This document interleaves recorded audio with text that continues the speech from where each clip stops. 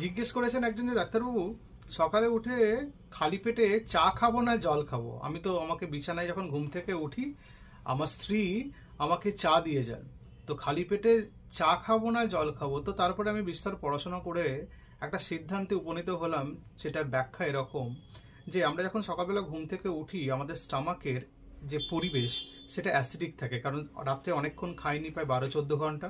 আমাদের hydrochloric acid স্টমাকে অনেক বেশি থাকে এবং আমরা জানি যে চা একটু অ্যাসিডিক, প্লাস চা আমাদের অ্যাসিড নিঃসরণে হেল্প করে স্টমাকের মধ্যে। ফলে আপনি যদি খালি পেটে চা খান তাহলে অ্যাসিড এনভায়রনমেন্ট স্টমাকে একটু বেড়ে যাবে, গ্যাস্ট্রাইটিস বা অম্বলের প্রবলেম বা গ্যাস্ট্রোইসোফেজিয়াল রিফ্লাক্স এগুলো একটু বেড়ে যেতে পারে। সেজন্য সকালে খালি পেটে আপনি যদি বেশ কিছুটা জল খেয়ে নেন, ওই যে হাইড্রোক্লোরিক অ্যাসিড স্টমাকের মধ্যে ছিল সেটা ডাইলুটেড হয়ে যায়, ফলে আপনার এই রোগগুলো হওয়ার সম্ভাবনা কমে যায়। তার জন্য আমি প্রেফার করবো